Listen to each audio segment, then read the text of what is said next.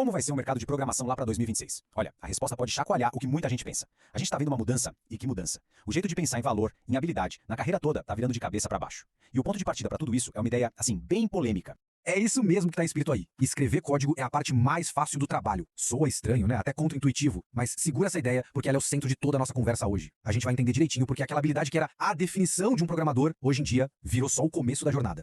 Ok, se escrever o código virou a parte fácil. A pergunta que fica é, qual é a parte difícil? Onde é que está o valor de verdade? É justamente isso que a gente vai desvendar agora. E para a gente começar a entender isso, primeiro a gente precisa falar sobre o filtro do mercado. Sim, o jogo mudou e a peneira ficou bem mais fina. O que a gente está vendo é uma espécie de grande separação no mercado. Ficou muito claro. De um lado, o júnior, que naturalmente é menos previsível, precisa de mais apoio. Do outro, o sênior, que já entrega valor de forma mais rápida e independente.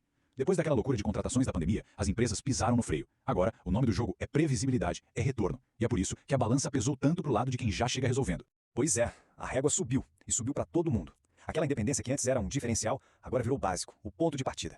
Acabou aquele tempo de chegar na empresa para aprender tudo do zero. Hoje, a expectativa é que até quem está começando já tenha um nível de autonomia que, olha, antes a gente só via em gente com bem mais estrada. E isso nos leva direto pro ponto principal. O código, por si só, já não é mais o grande diferencial. Mas por quê? Como que a gente chegou nesse ponto? A resposta, em grande parte, está na padronização.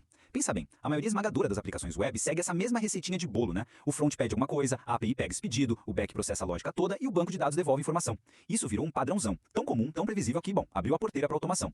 E aí que entra o pulo do gato. A inteligência artificial já faz isso muito, mas muito bem. Ferramentas de IA são ótimas para executar essas tarefas que são padrão. Elas geram esse código básico de forma super rápida, super eficiente, e com isso o que antes era o prato principal do trabalho de muita gente, virou commodity, virou a parte fácil. Certo. Se a IA está fazendo o trabalho fácil, qual é o nosso papel agora? A resposta está em virar a chave de como a gente pensa nessa parceria. A gente ouve muito por aí que a IA veio para complementar quem programa, né? Que ela é uma ferramenta, uma assistente para a gente produzir mais. E não está errado. Só que a realidade que vai fazer a diferença, é exatamente o oposto.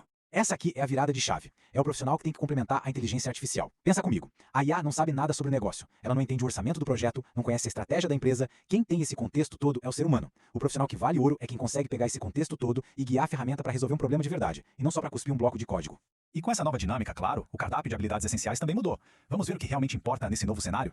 Olha só que interessante, o valor de verdade não está mais em começar um projeto do zero, na tela em branco. O ouro está em navegar na complexidade. É saber ler aquele código cabeludo que outra pessoa escreveu, é ter a manha de mexer num sistema legado sem quebrar tudo em volta, é ter a visão para antecipar o efeito colateral de uma mudança, é saber explicar por que a escolha A é melhor que a B. No fim das contas, é sobre resolver o problema do negócio e não só entregar uma feature.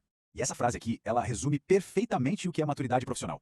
Se não dá para explicar o porquê de uma decisão técnica, então essa decisão talvez não devesse ter sido tomada.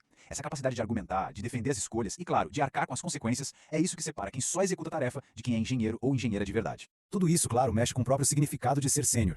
Já não é mais uma questão de quantos anos de carreira a pessoa tem. Essa tabela deixa a mudança bem clara, né? Antigamente, o foco era na lista de ferramentas. Eu sei HTML, CSS, sei o framework da moda. Hoje, o foco é no impacto. Eu gerei X de resultado para a empresa. O valor saiu do conhecimento da ferramenta e foi para a solução do problema. E a base deixou de ser só os anos de experiência para ser a confiabilidade e autonomia da pessoa.